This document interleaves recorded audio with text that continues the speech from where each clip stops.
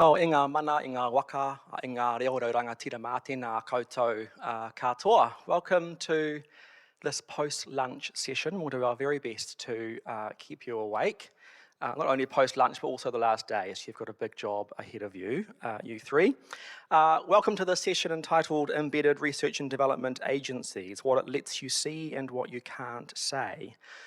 My name is Jason Myers, and I'm the Executive Director of Oxfam Aotearoa, and it's really my privilege to hold the space this afternoon and let these three people's research shine. So we had 75 minutes, we've now got 70 minutes to get through the session, and we've broken it into three parts. First of all, we're going to hear from each of the three presenters for approximately 5 to 7 minutes, where they'll just start to tell us a little bit about their embedded research. Then I'm going to facilitate a brief Q&A before opening to the floor, and the floor includes those online at home. So if you are watching online, please do send any questions you have through the app, and they will be received in time for the Q&A at the end of the session. Before we start, I'll just briefly introduce our three speakers. So we have Glenn Bond in the middle over here. Dr. Bond straddles the line between research and practice in international development, specialising in the form and function of INGOs. His background includes senior roles for several INGOs, including SAVE, Plan and CARE, most recently as Country Director for CARE in Laos. With a background in rights-based practice and development effectiveness, his research interests now focus on organisational change and the evolving role of INGOs in a time of decolonisation. Between 2017 and 2021, Dr. Bond led a longitudinal study of transition for CARE International, accompanying 4 former country officers through their transition to local organisations. This work served as the case study for his 2022 PhD entitled From Hubris to Humility, Localisation and Legitimacy for International Non-Government Organisations. Post-PhD, he lectures in development practice and provides independent advice to INGOs on localisation, governance and organisational strategy. Dr. Bond is an adjunct research fellow at the Institute for Human Security and Social Change at La Trobe University. Ujwal Krishna is a PhD student at La Trobe University. His thesis explores how research and politics influence development policy. He received the DFAT-funded Development Leadership Program PhD scholarship. Ujwal holds an MA in Development Studies with distinction from IDS Sussex and was a policy engagement consultant to Oxford University. And third, but by no means least, Caitlin Finlayson. Caitlin is a sociologist. She recently completed her PhD at the Institute for Human Security and Social Change, La Trobe University. Her PhD research looked at how international NGOs can transform themselves to engage well with the challenges of change and uncertainty in a contemporary context. For this research, she worked in partnership with Oxfam Aotearoa and followed their journey of transformation in an action research capacity. Caitlin holds a Bachelor in Sociology from the University of Melbourne and a Master in Development Studies from Lund University. She has completed research in Southeast Asia and Southern Africa, working in partnership with government and non-government agencies. She's interested in critical perspectives on development, post-development debates, and utilises participatory methods in her research. All that said and done, I'm going to give the participants 5 to 7 minutes each just to start introducing us to their research. Kia ora, Jason. We didn't agree on who's going first, did we? I think you've got the microphone. I've got the microphone. I feel like I'm a singer with this microphone. Yeah, thank you for that introduction. I did speak on Tuesday, and this, we really want to focus on methodologies in this session. So I'm just going to really quickly give you a brief overview for those who weren't there on Tuesday. Yes, I worked on my PhD from 2016 to 2021, working in a research partnership with Oxfam Aotearoa. I guess I need to confess that Jason wasn't in the organisation at the time, but yes, I did work with the organisation that he's now running. So yeah, my research question for my PhD was, how can international NGOs transform themselves to engage well with the challenges in a contemporary context of change and uncertainty? So yeah, looked at the efforts and journey of the leadership team and staff at the time was Oxfam New Zealand and is now Oxfam Aotearoa. What was my methodology? So my analysis and insights were based on action research and appreciative inquiry. So it was a strengths-based methodology. In terms of literature, I was looking at the work of Kurt Lewin and his work on action research in the global north. I also was really interested in anthropologists who had worked with development practitioners and drawing on the work of Nadir's idea of studying up, so studying those who are decision makers and their ability to affect change. Yeah, sociologist, but also crossover into anthropology myself. So I also drew actually quite a bit on ethnography in my methodology as well. So this idea of participating in daily routines and using thick description. So in my PhD, I have interludes to each of my chapters to try and give the reader a sense of my research in the day-to-day interactions that I was experiencing in the organization. So I'm a qualitative researcher, so specifically I looked at document analysis, I looked at semi-structured interviews, or I used semi-structured interviews, I used participant observation, and I used action research projects, which I can talk a little bit about later on. But the three aims of my methodology were to gain insight, to participate, and to provide feedback. And that was why I wanted to undertake this kind of methodology in my PhD. I wanted my research to have a direct application. And that kind of drew also from a kind of personal experience of having worked a little bit in the sector. And I wanted to get away from this kind of what I see as kind of extractivist, kind of very positivist research where you kind of go in and I get my research and then I go back to my university and I write about it. So I wanted to do something different. As a side note, I negotiated a research partnership with Oxfam, and this was a partnership between myself, my university, La Trobe University in Australia, and the organisation. This was drafted at the beginning of my research, and it was periodically reviewed throughout the duration of my research, and this was really a key tool, I guess, that helped this methodological approach. And just as a side, I guess I wanted to mention as well, just because I've recently received a grant from my university, just as an aside to students in the audience, that check out what your university does in terms of what my university called industry engagement.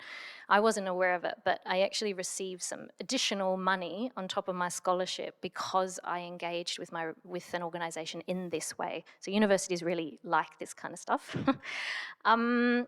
Briefly, I'm just going to say a couple of points on consequences of being embedded, which is the juicy stuff and what we're here to talk about.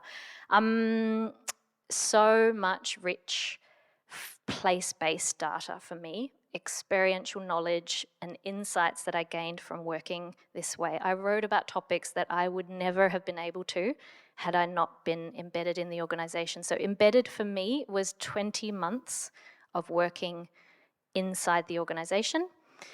Not every day, but 3 to 4 days a week. I was there on site in the office. Other things, well, for me, what was critical, I could build relationships, and this enabled me to earn people's trusts. And it took time for that trust to be developed, hence the length of my time that I was in the organization. Also being on site, so I relocated to do my kind of data collection. I could also be exposed to the environment surrounding the organization. So for me, it was understanding not just the organization, but where it was placed geographically, politically, socially, all of those things. It's not easy to do a methodology this way. Lots of challenges, which we'll pick up more on later. Sometimes I felt like I was doing 2 PhDs at the same time, one on the topic and then one on the methodology itself. And we'll talk a little bit about that, I guess, later. But yeah, it's really hard to be a researcher in an organization. So I was not employed by the organization. I was only there in a research capacity. So you kind of go back, for me, I was going back and forth between being someone in an organization, a researcher in an organization, and then I'd go back and be a researcher in an academic institution. So navigating two institutions at the same time, whew, pretty crazy. Different ways of working, different norms, different rules, different demands on you as a researcher. So yeah, balancing my time in and out of the organization was a challenge. Lots of reflection, again, which we'll get into later on positionality, the power dynamics in kind of both institutions. Different kind of skill set that you need to do this kind of research, I felt. But, you know, the kind of interpersonal skills that you need, a certain kind of emotional intelligence, I would say, to really kind of understand the context of your research setting, individuals, how they're acting in that setting, and kind of to create space to collaborate and reflect together. Having said all of that, I would definitely do it again. And look forward to our panel discussion.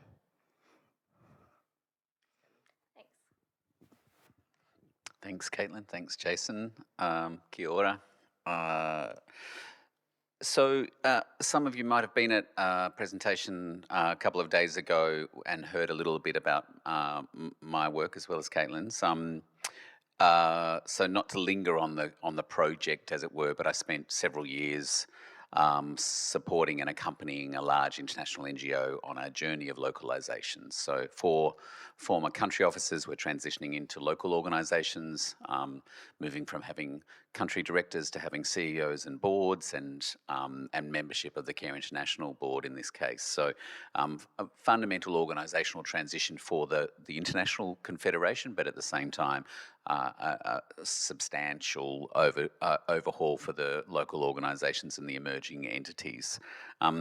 So similar to Caitlin, I had a partnership agreement negotiated between the university and the organisation and myself that talked to some of those partnership things around mutual agreements and mutual benefits and accountabilities and responsibilities, which also was an important tool in my work. But getting to the meat of embeddedness and why you might choose that methodology, I think first and foremost, a couple of generic sort of answers around that. It is very much about the insider-outsider positionality conversation. So I'm sure this will come up again and again over the course of this session, but in essence, the outsider is all about the objectivity to see things blindly. The insider is all about the wisdom and intimate knowledge, and there's tensions and long conversation that could be had about pros and cons of both, but in fact walking that line is where some richness can be found. So this notion of a critical friend, which language that's very familiar to some of you, I'm sure, where you are both there because of your objectivity and they're invited into some inner sanctum conversations because they know and you know that that's important. So that's part of it. And building trust, speeding up the process of building trust by being inside the organisation. So that's part of the motivation. For me personally, it was also about an organisation I knew reasonably well, but also a topic I was sincerely interested in, and it was about access. It's about access to not just to information, but to people and to events and to places and times that you simply can't get in a step-in, step-out role. I knew that they would become available to me in a different way in a longer-term relationship. So that assumes time. There's something about being embedded not just for a short time, but for a long time, over, in my case, a longitudinal study of several years. For me, that was the really appealing part of the method.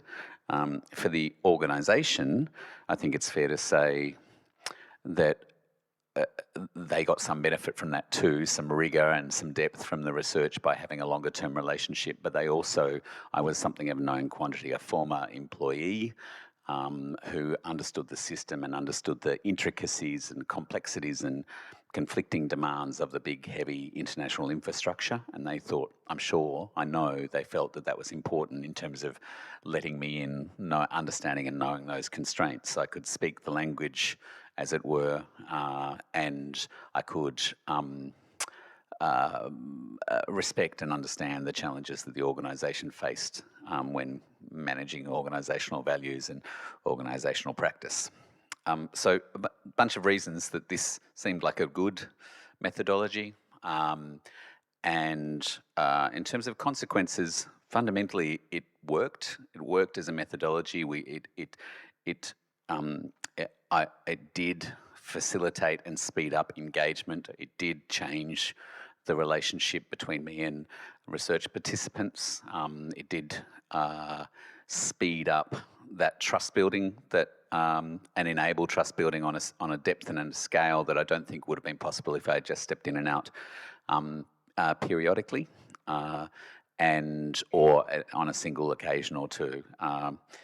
It also triggered some honesty. There was because that trust was built quickly.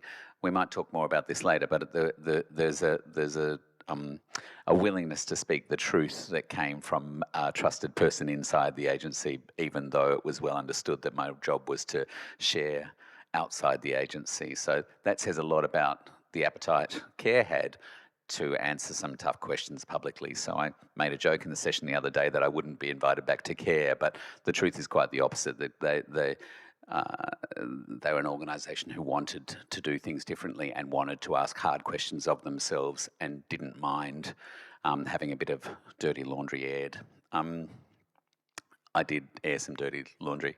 Okay, so I think the consequences in terms of the content, I was able to elevate the voice of participants in a way that I think was definitely enriched and deepened by those long relationships and the recurring partnerships and different opportunities to collect voices and to draw quotes. Having consent forms from people that lasted over several years meant that there were opportunities, both formal and informal, where I heard moments of clarity that I was able to capture and elevate in the research, both for the product for CARE, but also the PhD, which came to be celebrated parts of the research and really helped the research resonate with a wider audience. And I think a large part of that is tied to my embeddedness and the long-term relationship I was able to have with the organisation. And also for me personally as a researcher, I was there to bear witness in a really meaningful way to some really key discussions and interactions and moments of change for the organisation that, again, I might not have been afforded. And as a trusted soul, I was brought in, for example, to a meeting in Cairo in late 2018, late in the sort of first year of the research that ended up, out of which came a product called the Cairo Compact, which fundamentally shifted the direction of CARE International. And it was a meeting of Global South leaders and me as a silent observer in the background, welcome and inside. And so that shaped my whole understanding of the work and might never have happened if I hadn't been positioned in the way that I was.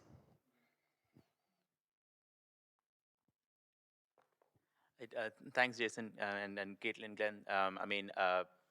It's very interesting to hear about your work, and just let me clarify. So, Caitlin and Glenn have both completed their PhDs, and I'm right now in the last year of my PhD, so I'm still in the process. I'll give a little bit of context behind my embedded role. So I'm embedded with the Developmental Leadership Program, the DLP, which is it's a DFAT-funded international research partnership. Its focus is mainly on the role of leadership, power, and politics in development.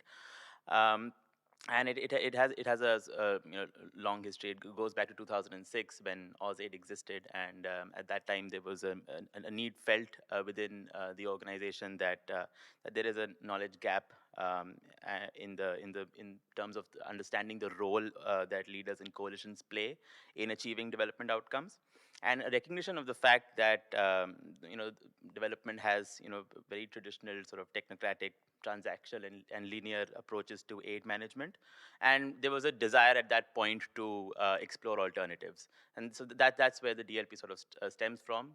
In many ways, the term leadership serves as safe framing to explore the issues of power and politics in development, which sometimes donor agencies don't necessarily want to grapple with or engage with directly. So that's the background to DLP. So we are currently in the third phase of that program. The third phase is relatively smaller in terms of its budget compared to the first two phases. And as recognition of that fact, there was a desire to sort of shrink the M&E budget of the third phase as well, and that's where I come in as an embedded PhD student with the program. My job is, and as Glenn talked about, is to act as a critical friend to the program, but also on a very shoestring budget as well. So that's how I came to DLP. I grew up, worked and studied in both India and the UK. So Australia was a very sort of different context to me, and I was very much an outsider when I came to Australia after I applied with the scholarship, and I got it, and then I came. So being an outsider, it perhaps gave me some objectivity in theory at least, and it's been an interesting process for me to sort of balance the demands of both the research program, some of the demands that DFAT has of the program, as well as as well as sort of the traditional bureaucracy of the university and the ethics processes and things like that. Now, the embedded PhD researcher. This is not something unique that DLP came up with. I mean, there is precedent to this model having been followed before. For example, Oxfam, then Oxfam New Zealand, and Plan International Australia, and also the Coalitions for Change program in the Philippines, which is a DFAT-funded program. All of them have employed this embedded researcher approach in different ways. So the way I've split my role, so there is a programmatic element of what I do, which is looking at the impact and engagement of the current phase of DLP. And the current phase of DLP is essentially a portfolio of 7 research projects spread across the Asia Pacific, which explore the role of leadership and development across different sectors. So I look at the impact and engagement of those projects in their context, and of DLP, of the entire portfolio as a whole. But at the same time, the embedded nature of my role with the program, as well as my access to the program's engagement with DFAT as part of our work, it gives me a good source of observational data in terms of understanding how that research to policy sort of window works, and how what are the ways in which research can sometimes make a difference. And so so my thesis essentially focuses on the question as to what extent does research influence policy and programming in development, and given the nature of my role, I focus mostly on what DFAT does, but also on impact and engagement in the different country contexts within which DLP projects are being implemented. And I came to and I started this PhD a few months before COVID. So it gave me a few months of normalcy, and I got to see how things are going, how things are proceeding then, and then a huge change, in starting of 2020, DFAT's sort of internal reorganization, restructuring, as a response to what happened because of COVID, the partnerships for recovery, the new policy regime, and how that influenced the entire Australian aid program. So the embedded role has been quite interesting so far, in that it has given me a ringside view of how these changes have happened within the organization, as well as a great deal of access to people who are sort of in the thick of it and are responding to some of these policy imperatives. But at the same time, also deeply engaged with local researchers as through the projects, the DLP projects that are being implemented in different countries, and how they are sort of responding to what DFAT might be interested in. But so I think I think I'll probably sort of reflect a bit more on the consequences of my embedded nature as the conversation proceeds. But I think it was probably useful to give some context to the DLP and what I've been doing. So I'll defer to you, Jason.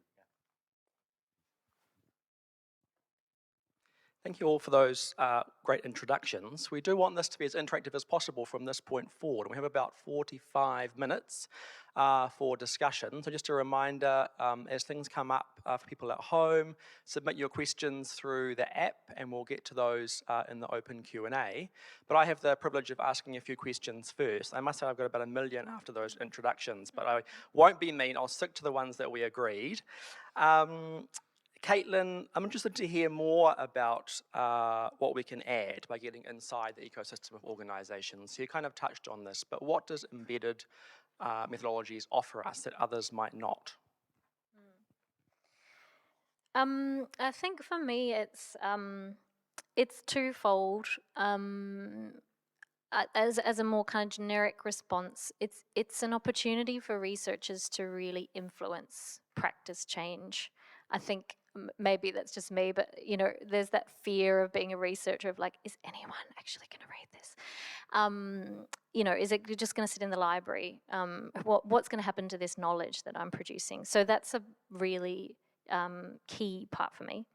And the second thing for me is what I kind of alluded to, what I was saying before. It's a different kind of knowledge that you can gain from working in this way. So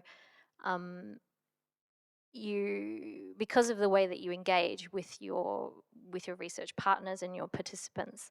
So as I said, it's a really rich form of knowledge. It's all these small informal interactions, unexpected events that you can get access to that were not perhaps in your research plan. And for me, I also think that knowledge is very much held in place. It's not just held in people; it's held in objects. So for me, I was seeing knowledge literally on the walls of the organization. So it's not, sometimes knowledge just doesn't come to you from a conversation that you have in a semi-structured interview. It comes to you in other ways. And for me, that was really apparent in my research. It was in rituals. It was in the way that people stood and used their body. So for me, it's a different form of knowledge. Anybody else have something to add around that? No? Yeah. Thanks, Caitlin. Glenn, as you were talking, I mean, this sounds a bit cliche, but it sounds like this, to me, like this kind of research is a real gift for organizations, right? And I think there's dirty laundry everywhere, right? Like, hand up. So I think there's a certain vulnerability that an organization takes on by letting you in the door. And then the gift for you is that you get to see that dirty laundry and be trusted to hold it. In all of that, there are obviously dynamics at play, and we've heard about a couple of them, power, trust. How close do you think we can actually get to the truth in embedded research? Just at this moment, I'm thinking of Jack Nicholson for some reason. Something about handling the truth. Yeah. Okay. Yeah, the truth is out there. Yeah. Okay. I'll be Mulder. You can be Scully. Yeah. Okay. So, I asked for that. I think there's so much in this question of honesty and truth that it's the motivating factor, but it's also the thing that is hardest to get to. And when conflicting motivations or responsibilities are at play, then it's really interesting as a researcher to watch that play out. So there's absolutely no doubt in my mind that I got to a point of trust quicker in an embedded relationship, and I was there long enough to unearth some truths that might have been elusive otherwise, and people were definitely honest with me. And I think the quotes that are littered throughout the research in every way it's presented speak to that frankness and a willingness to be honest about things that it's difficult to be honest about in some organisations. But it's also, I can't pretend for a moment that it was carte blanche, or that it was entirely representative, or that there weren't some pressure points. So I had the we had a feature of our partnership agreement that we massaged for a long time before we signed around the right of the organisation to review content, and we had to find a way that made that work, that meant that they weren't compromising my independence as a researcher or the quality of the research, but meaningfully give them an opportunity to just go, ah, and so that was never overly used, or it never particularly compromised me, but the process was quite challenging for me, the handing over and waiting for approval. It felt like, even despite the careful language of our partnership agreement, it still felt that was the case. And there were a couple of instances when a conversation was required, and some things that we ended up agreeing didn't have a substantive influence on the.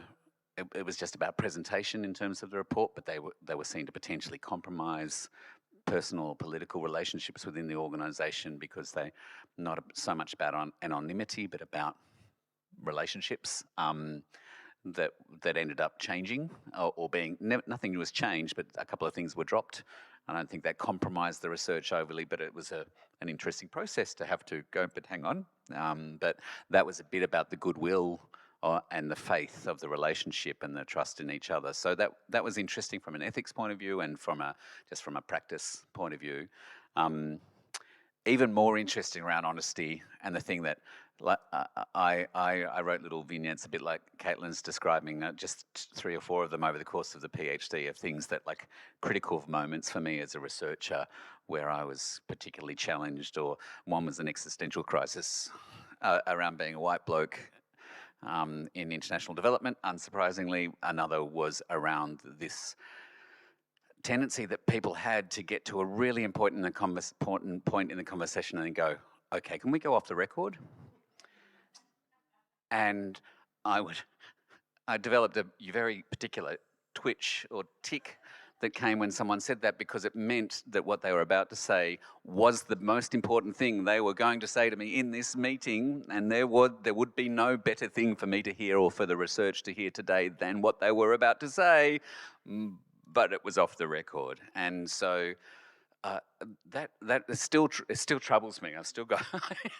I felt like I had to really work, and it's one of those situations where you're really glad that you're not doing a PhD alone, that you've got a supervisor and a supervising team and someone to talk through not the specifics, but the process and what you do with that information, and what you do with the fact that it's really important and it's a central part of the story, and it's going to make the story more powerful, both for me and for the organisation and for any other readers, but it's off the record. So finding a way to capture that, for that to be part of the analysis, which people were fine with. People told me because they wanted it to be part of the analysis. They just didn't want me to be able to say, someone said this, anyone said this. No one wanted it anywhere, but people wanted me to know that that's the way they felt. So that's the best thing I can say about honesty, is that it was there, but the most honest moments were also secret.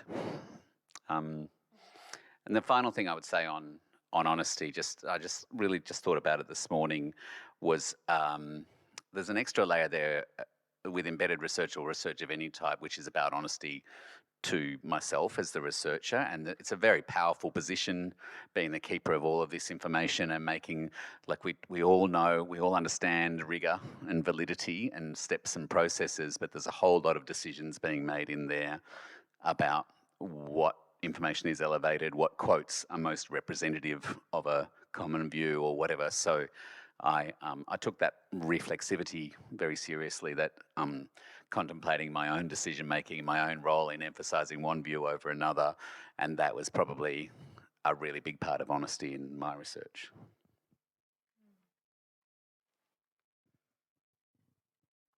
Thanks, Glenn. And Ujwal, we've heard lots about the value of embedded research and what it can offer. I wonder if you might reflect on the limitations of this methodology, and what one can't say as an embedded researcher. I think it's probably fair this question falls upon me, because in theory, INGOs may have at least some desire to be more honest compared to a government department. So I think it's fair. I'll just give a disclaimer. I mean, I think I have piggybacked off DLP's legacy value of a fair bit, in the sense that a lot of the negotiation that that program had to do with DFAT to establish its independence, so it's not seen as an extension of DFAT. It has its, its academic freedom as a research program. Um, so that had already been done, and that work was already in place, and so I think I benefited from that when I started. Um, and sort of and that trust and value of the program had already been established. To that extent, to be very fair to DFAT, I have found that it's not very hard to criticize them. I mean, you have to be sort of careful and mindful of the political moment, and have to measure your words sometimes. But that doesn't necessarily mean that they are closed to feedback or close to criticism. So I will say that it's not as if you have to mind your words all the time. I think it's probably a good idea to be a bit careful sometimes, but yeah, there are some limitations. I think another thing which came through from my work was also considering the fact that every research program in a large donor agency sits within one part of the beast, as it were, right? And that has implications for what is expected of you as a research program, and the kinds of opportunities you can identify to inform, say, for example, design processes or evaluations or policies, or sort of the meat of the programming that's going on, either in Canberra or at posts. Um, in that sense, so when we so the origins of DLP were in the governance section of DFAT, and at that point of time, governance was quite a large component of what DFAT did, in response to particularly to COVID and the shifts in funding after that. Governance has shrunk in DFAT quite dramatically, and that focus is really sort of it's not as centralized anymore, but it's been moved across different functional areas. So once that happened, we moved to the office of the chief economist, which was a very interesting sort of experiment that took place in DFAT. This was early 2020 to, it lasted around 2 years, and we saw almost a year of that process, and how, so essentially the idea at that point was to centralize a lot of the data and research functions across different parts of DFAT into sort of under the ambit of the chief economist, and to sort of and that had, but they were also sort of it was an economist heavy sort of island, right? And as DLP, I mean, we were mostly, we are political scientists, sociologists, and people who are very much connected to development practice, who sort of are part of DLP, and we bring a slightly different disciplinary outlook to the kind of work we do. So, and this is where the idea of, this is where the importance of framing sort of came in, because it's very important to sort of as as what economists would like to say, the less serious social scientists, and more qualitative ones, we had to sort of present things in a way that would appeal to economists, and I think this has been written about, for example, anthropologists and sociologists in the World Bank, for example, who have tried to carve out a space for their work by very much playing the game with the economists who are in charge of the World Bank, and sort of and trying to sort of negotiate their place and their space in that context. And then now we've moved to some of the more public diplomacy functions with scholarships and education, and which I suppose it gives us a bit more room to consider leadership, but then again from the perspective of education, and very much a functional area.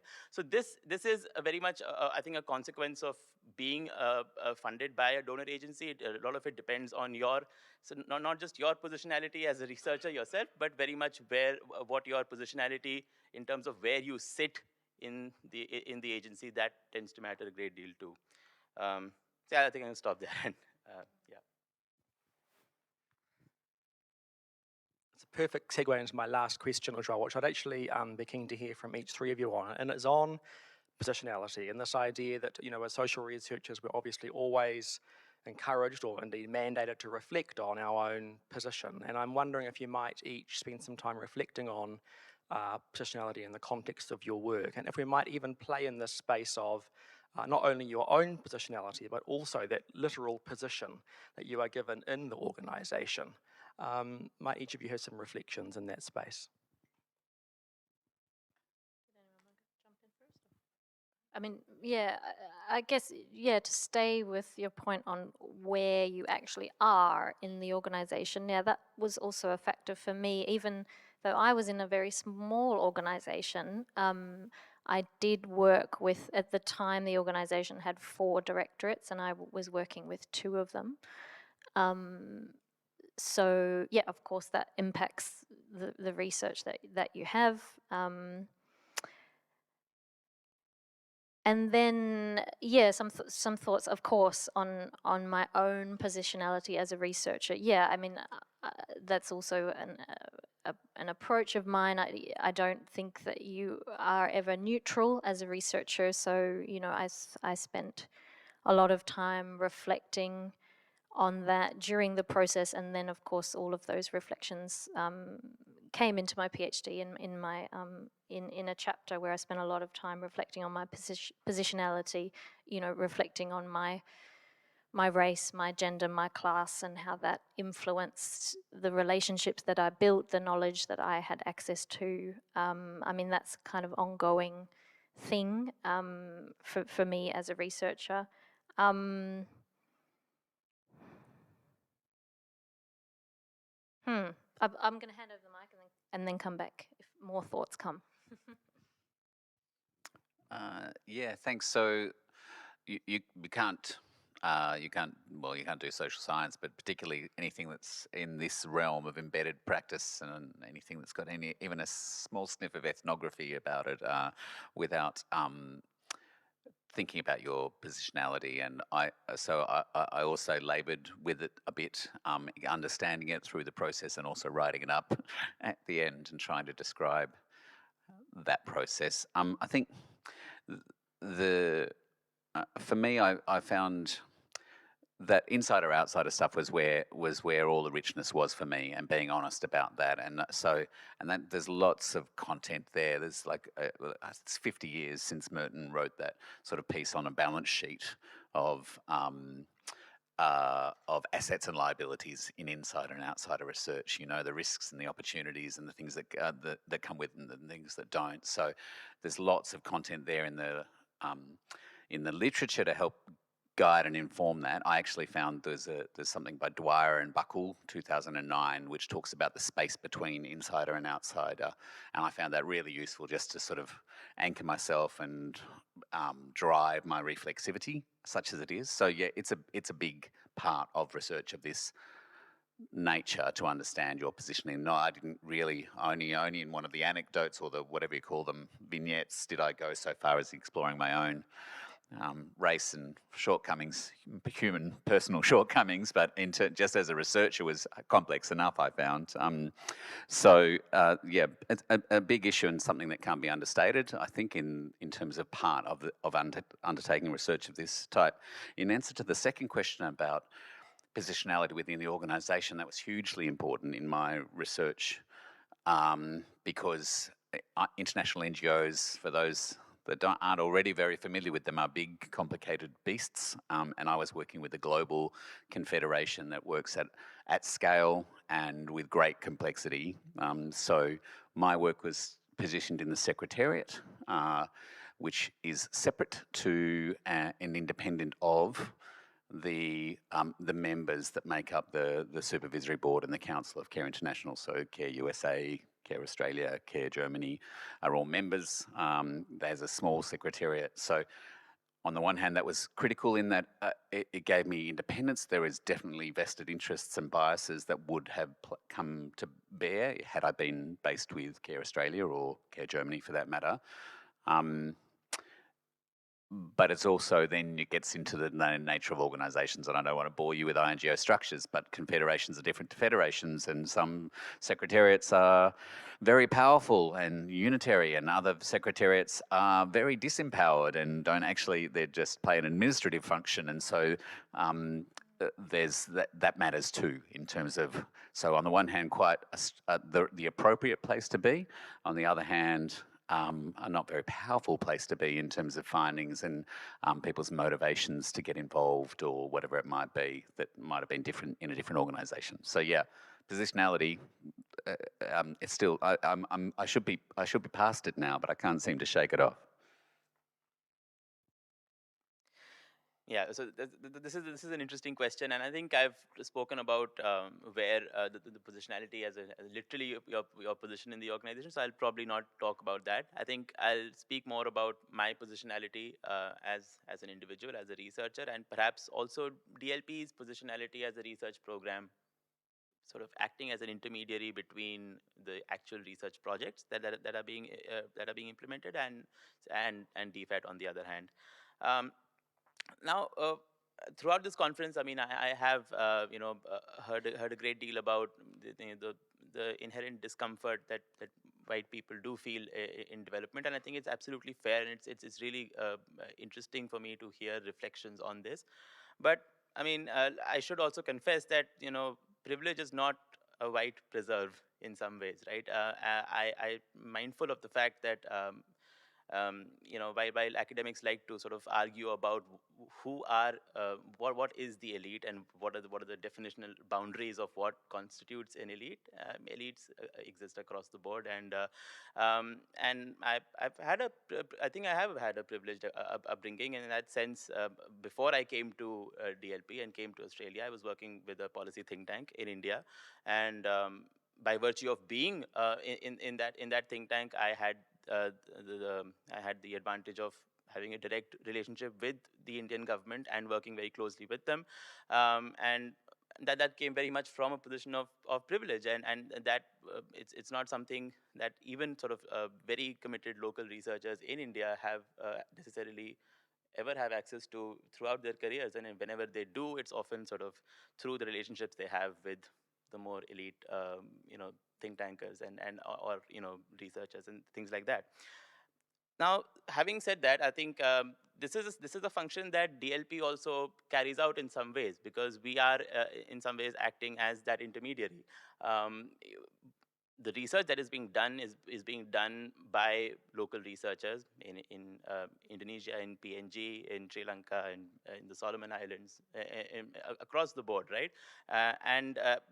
But from their perspective, sometimes there is a possibility that they may see the work we do, so they might see DLP as a program as an extension of DFAT, and they may think of us as representing those interests. And on the other hand, for us, it's very important for us to sort of carve out that independence from them. And playing this sort of intermediary role is also interesting, because it gives us it's very important for us to sort of build those relationships on the basis of trust and understanding that we are very much not allowing, I think that's the wrong word. We are creating a space where it is possible for local researchers to have a direct voice to people sitting in donor agencies in Canberra and in other Western capitals, right? And it's because previous phases of DLP have also worked a great deal with the then DFID, so that, with them as well. And it's not our job to ventriloquize their findings, because in that process of, and it may be well-meaning, us as DLP, it might be well-meaning on our part, because we might feel that a certain framing is important for someone who is sitting in Canberra or sitting in London to hear things that way. But in that process of translation, what tends to happen is that the meat and the more provocative nature of what that local research is producing gets lost in the mix, and it's not just unjust, it's also very unfair too for that to happen. So I think so many reflections on privilege. Maybe that privilege is ceding your space, your direct line of communication, stepping back and letting the people who are actually doing the work, doing that research, allowing them to have that direct voice and direct access and direct channel to power in donor agencies. So I think I'll stop there.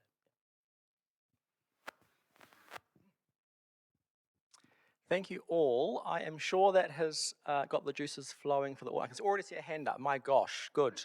We're going to have a roving mic in the room, and as well, somebody to keep an eye on whether there are questions coming through the app, but maybe we'll go all the way up the back, unless you want to yell loud. Or do we need it for the online experience? Okay. We'll bring the, thank you, perfect. While the microphone moves, oh, so techie. Great topic and presentations, thank you. Can you talk about what sorts of contractual or review processes were put in place? Glenn is starting to answer this, but maybe could say more. I can start. I think, I mean, I had a negotiated research partnership agreement, which I think Glenn had a similar one, which was based on the Partnership Brokers Association work. This is not, well, mine was not a contract, it was an agreement. As I said, that was between myself as an individual researcher, my university, and the organisation. And then this was negotiated before I entered the organisation to do my data collection. And then I had periodic reviews, I think we had over the course of the 5 years, we had like annual reviews where myself, my supervisor as a representative of the university, and then a key person from the organisation joined those meetings. So we reviewed the agreement, all the things that we were discussing, reviewed the research, decided on future actions. So that's how it worked in my sense. So mine's a very similar story. Caitlin and I were both students of the same institute at La Trobe that's obviously pursuing this type of work. So, and I don't know how many of you participated in Yeshe and Penny's session yesterday from the Partnership Brokers Association, but Yeshe at the time when both Caitlin and I were there was also on staff part-time at the Institute for Human Security and Social Change. So those themes of partnership brokering standards were part of the partnership agreements that both of us signed. So I had very similar content, very specific to my research and the organisation I was associated with, but similar elements to that. And we had a slightly different process associated with that because I had the extra layer of complexity of being paid for some of that work, so that I had annual contracts negotiated that were negotiated by me as a consultant, giving advice to an NGO, but also with underneath the framework, too many hats. So there was an annual process of negotiating contract of work that was a part of the wider cooperation and was informed by the partnership agreement, which again was not legally binding, not contractually binding, but was a statement of principles that both parties had signed on to and the university had signed on to. So, and then I was just going to say I would really recommend to do something like that as well, because I think the nature of the work is that it can go on over a number of years.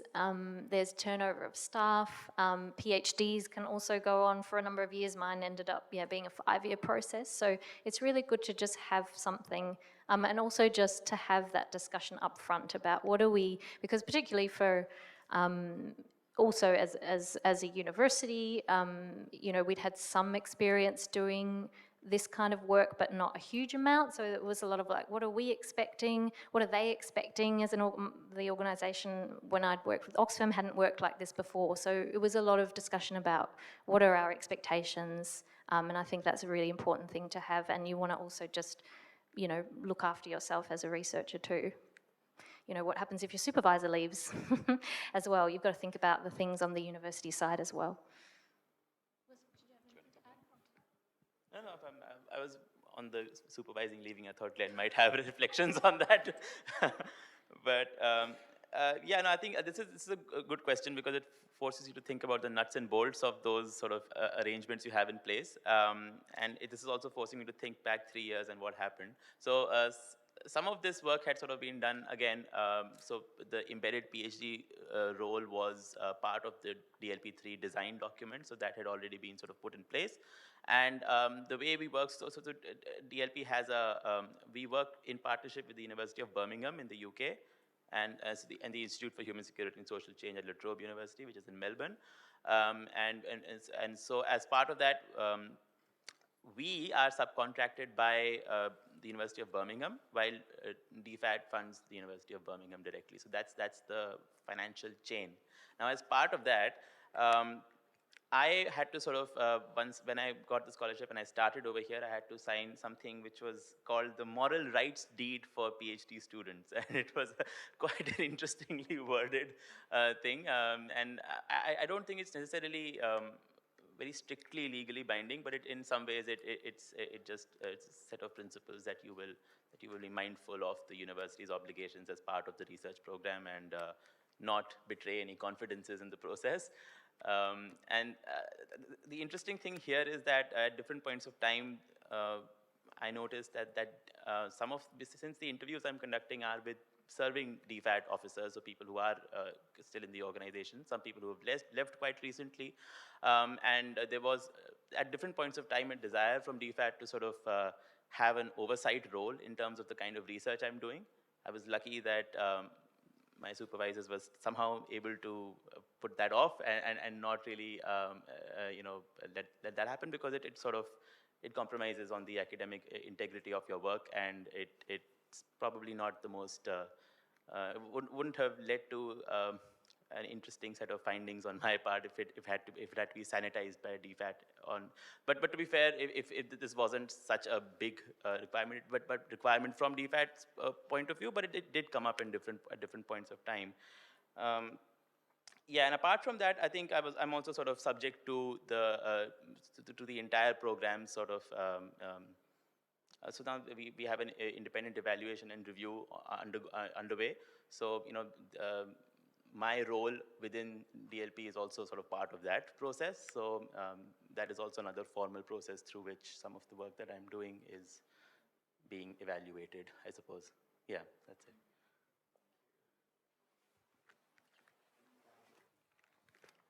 Kia ora. I'm just being greedy. That was my question that I'd sent through as well. Follow-up question though, well, you've kind of spoken to it. Multi-year projects with organisations, you get turnover of staff in there. Did that have an influence? Did you, in two senses, did it disrupt the research project you were involved in? And did it lead to different sets of insights as different people moved into different roles? Can I landed with the microphone, so I'm going to answer first, if that's all right. Yes, is the answer. It's a great question. So I mean, I did, pardon me, have a change of supervisor, not my primary supervisor, a co-supervisor, and that was a small thing on the side, and that really didn't disrupt the journey for me at all, but or very little.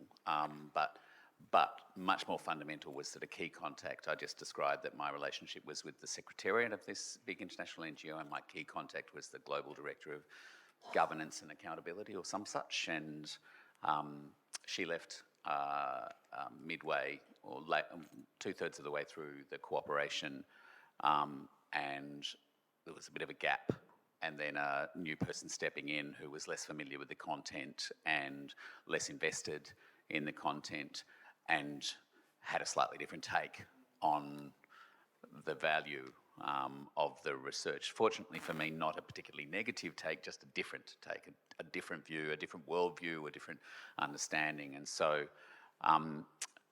he felt very obliged to follow through on the commitments, which I'm grateful for, because he might have had a different attitude completely, which would have made it very difficult for me to continue or to resolve the research.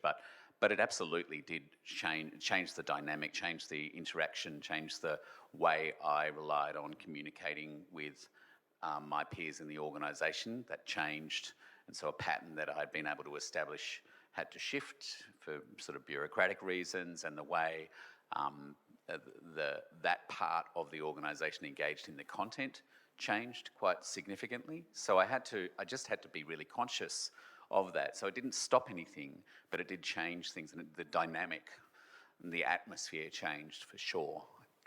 So I think, yeah, something to absolutely be aware of, and a risk to be identified. So Thankfully, we did, I'm sure Caitlin did the same, identified very early in the piece that was a risk. And so we made it part of the agreement that so if my supervisor took a different job in a different university, that somebody else would step up and fulfill the commitments. And if what happened at CARE, that somebody else would step up and fulfill the agreement. So everybody sort of knew that it might happen and acted when it did happen. But even with that, I can't pretend that it didn't shape the latter stages of the research in some way. Yeah, I don't really have anything to add, but the same experience. So in short, yes, it did. In fact, my key contact in the beginning, I'm just remembering now, ended up leaving the organisation. So, but that was at the very beginning. So I kind of had to renegotiate at the beginning, and then people did leave during the time that I was there as well. But again, I think the key is having that negotiated research agreement there and having raised that issue in our kind of risk discussion was enabled the research to continue. Yeah.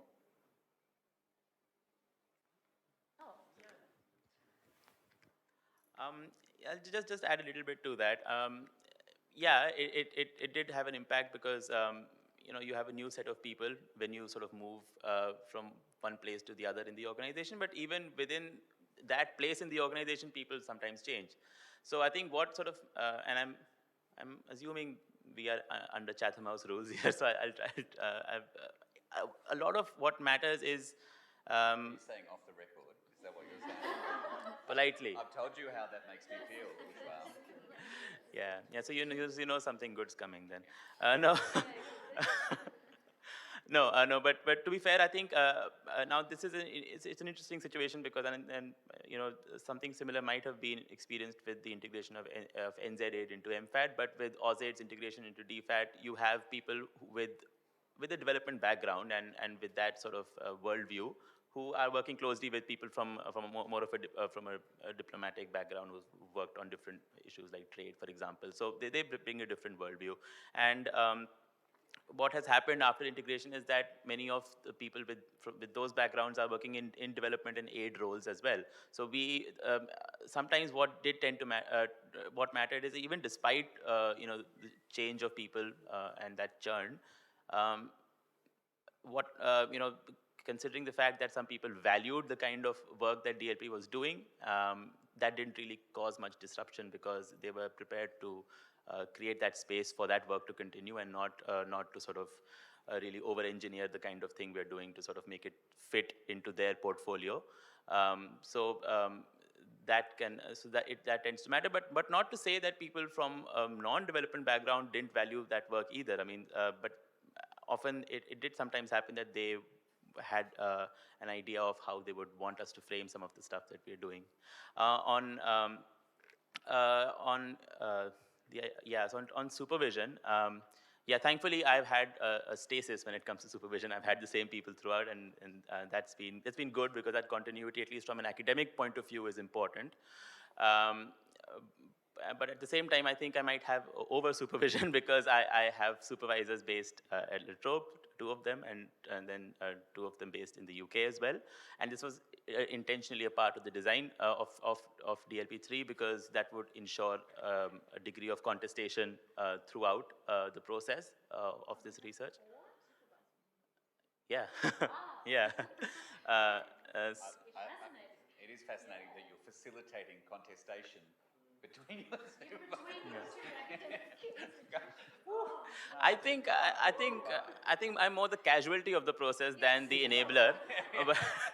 But yeah, so it's an interesting arrangement. But I think it has been very useful because people bring different disciplinary perspectives.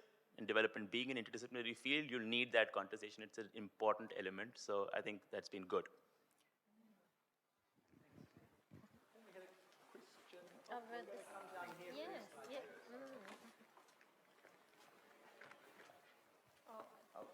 Can we go over here first?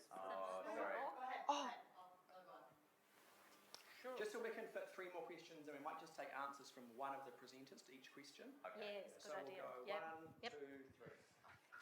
Got the power there. Yeah. Okay.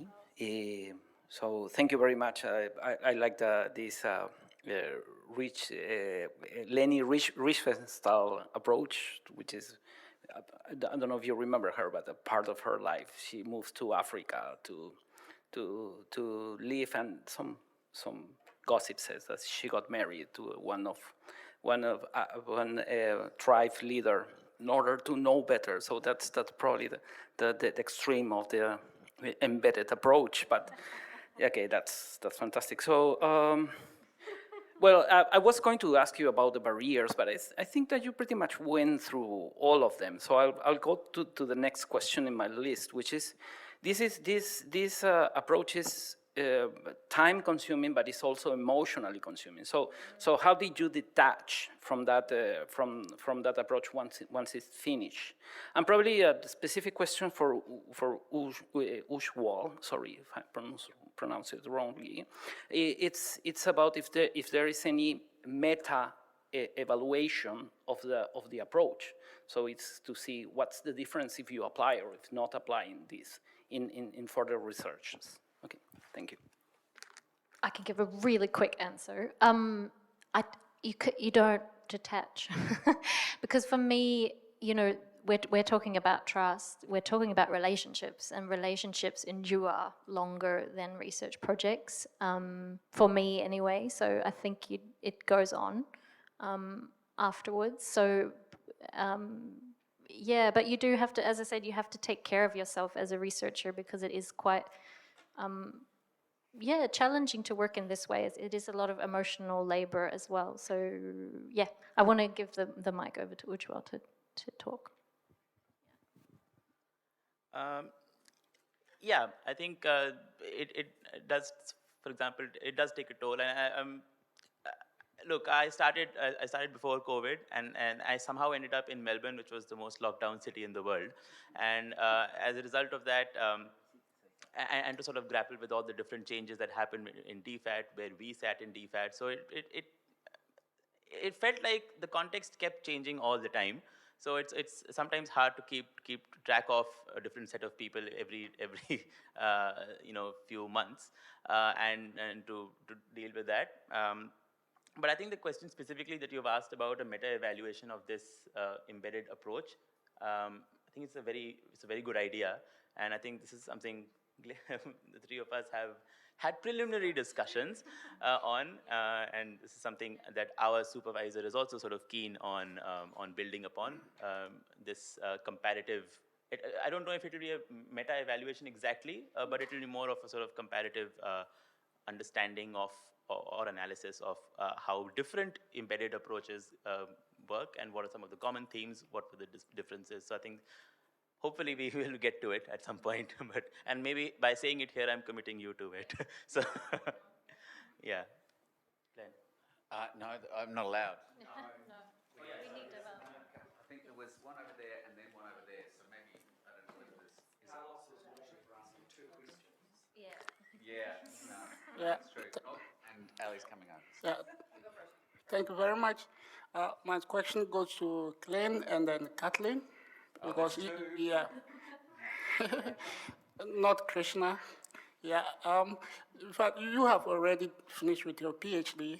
I want to know, in terms of communicating your results, or when it comes to publication, journal publications, do you have some kind of influence from your funding agencies or development, or you are allowed to independently, publish your results in maybe peer-reviewed journal? And again, in your own assessment, what do you think is good to maybe put in the arrangement, in the contract, such that the researcher benefits, the agency benefits, and also the project, the people that the project is being targeted also benefit from that arrangement? Yeah, thanks. I think in my case, I think Caitlin's probably too, that we were quite intentional about providing space for me to be able to produce reports about this work once the PhD was agreed. So CARE owns some products that they had editorial control over that were part of this. There's a PhD that's out there in the ether. And in principle, if I get the time and energy, that will be a journal article or two that I promised myself I would have done by December, but isn't. And that's within the scope of our agreed language. So I just need to be careful about where I divert or move beyond the limitations of that piece of research. I have to be very explicit about that, but that it's intentional from the get-go that, that's a part of the work.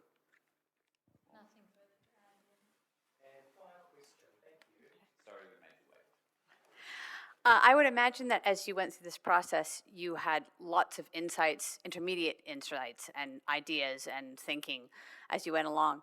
Did you share that with the organizations and give them a chance to change as you went along? If so, how did that work? If not, did that drive you crazy? Yeah, we'd probably all like to answer. I'll keep mine short. Yes, and in my case, my research design was more of a co-creation and an open mandate. So it changed along the way, and that's why it was really important to have these kind of check-ins to see like, oh, what are we going to work on now? And particularly for me, I wrote about, 2 of my chapters in my thesis were based on events that happened, halfway through my data collection. So my short answer is yes, and for the better. It was a great thing to do, but that's also a challenge to not to have an open mandate, and then, because for me it was a challenge not so much with the organization, but in an academic framework to be like, well, what's your research plan, and what is your question, and what are you, all of that. You kind of have to have that up front. And I had to push quite a bit on the university to give me an open mandate, and I actually worked with the organization 6 months into my PhD, and they did not want me to leave campus until 12 months. And me and my supervisor pushed back and said, no, we want to work in this way, and it's going to be, it will be of benefit. Yeah. Jason, how are you feeling about our 217? Yeah, we're 2 minutes over. Should we take, maybe just stay for 2 more minutes or take conversation to the afternoon tea? Stay 2 more minutes. 2 more minutes. Woohoo! And another question. That's against the rules, I'm sure. That's going to have to be an afternoon tea question. I also absolutely the richest data, really, the richest part of my analysis, with all due respect to the key informants and participants in the study, were my weird ramblings and iterations on the side, and the way I started revisiting the way things occurred, and the conversations I had not in those formal settings but in the informal settings. And so I had cooperations with 4 different emerging entities, and each of them interpreted things differently and found some parts of the process useful and some parts less useful. So in there, the process changed to accommodate that, and the research changed along with that. So that was quite dynamic and iterative, but also challenging in terms of method and consistency in data collection and those sorts of things, but ultimately worth it in terms of, I believe, in terms of the quality of the analysis and the meaningful use of the data. I won't jump the gun because I'm still writing my thesis, yeah, I think at least the programmatic part of my work, since I'm embedded with DLP as a program, and also through that, I've on placement with DFAT and the different places parts of DFAT we've worked with. I've perhaps some of my work has been institutionalized, at least in our approach to impact and engagement. That has happened. In terms of how it will influence DFAT, that remains to be seen. I mean, some of the things that I've talked about, I spoke about them in Canberra last week at the Australasian Aid Conference, which had lots of people from DFAT. So thankfully, some of what was being, nothing is brilliantly original. It's all adding up to that drip of evidence that adds up to an understanding in a large donor agency that something needs to change.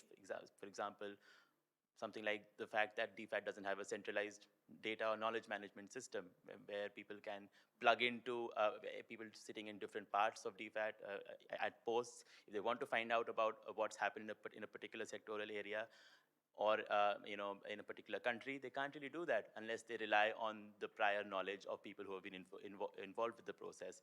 So small things like that, perhaps over time, but it's early days. I don't want to speculate on what will happen. But yeah, thank you. Thank you, everybody. We're only 5 minutes over. Hopefully there are still some muffins left. Just by way of close, thanks so much to DevNet for having us on the program. Thank you to Glenn, Ujwal, and Caitlin for your reflections, such fascinating work. I might just close us with karakia and we'll be free to go. So kia inoi tātou. Kia hora te marino, kia whakapapa pounamu te moana, he hurirahi mā tātou I te rangi nei, aroha atu, aroha mai, tātou tia tātou katoa, hui e tai ki e. Thank you.